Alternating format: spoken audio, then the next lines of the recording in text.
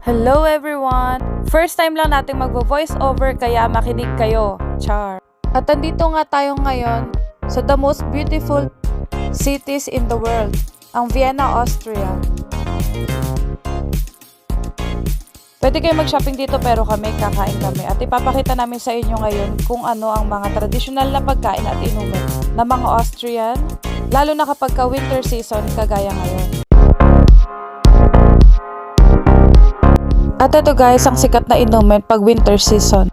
Ang tinatawag na punch, tulad ng mainit na wine, mainit na rum, at mainit na inumin na pwede sa mga bata na walang alcohol.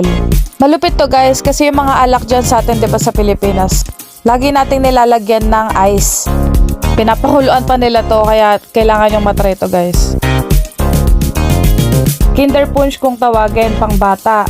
Ibig sabihin wala siyang alcohol kaya yan yung binili namin. Masarap siya guys, matamis, tsaka basta kakaiba. At pag bibili ka nga dyan guys, yung baso na yan, hindi yan libre. May bayad siya, deposito kung tawagin sa atin. Bale, 5 euro yung deposit niya kada isang baso. So, pwede kang gumala-gala dyan at ibalik mo kung gusto mong babalik yung 5 euro mo.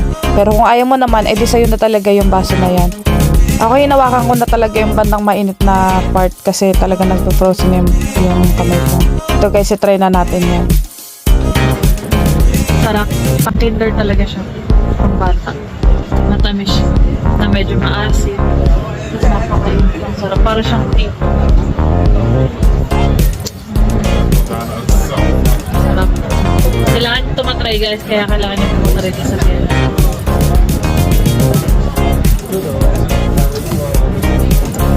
Sarap. Best makaramdam ko ng pagkain. Talaga sobrang lalo. Tapos guys, pwede kayong mag-ikot-ikot ha rin yan.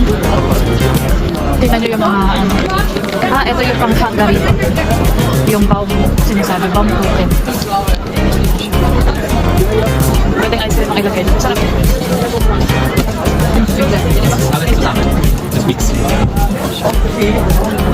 Pwede lagay ng ice cream or kung ano-ano man. Basta matabi siya kayo ayoko.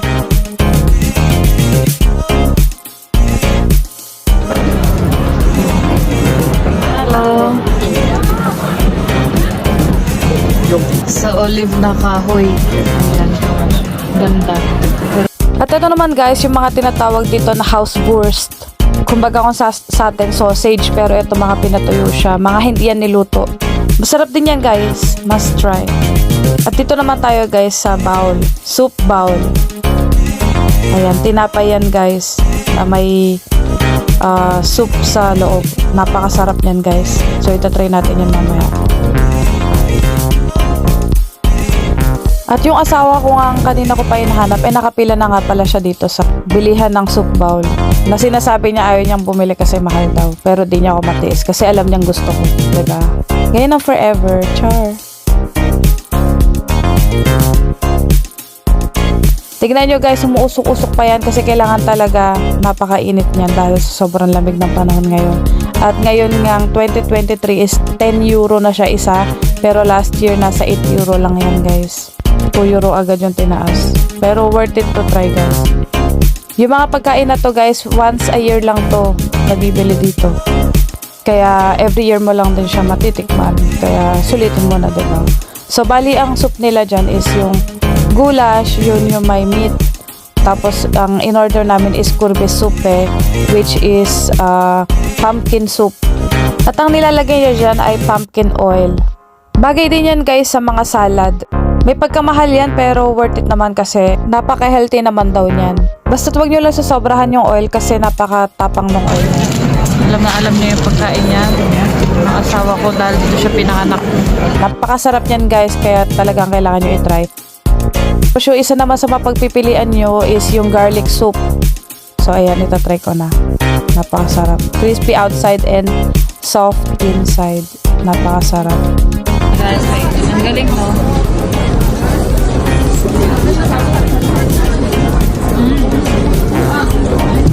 Malutong sa lasa.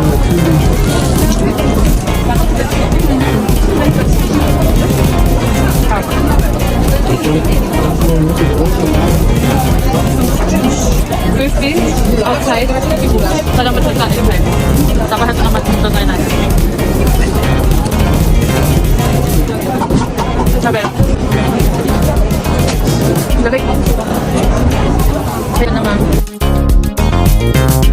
Take note guys, kapag pupunta kayo sa mga Christmas market kagaya nito, wag niyong kakalimutang magdala ng cash kasi wala silang card payment dito.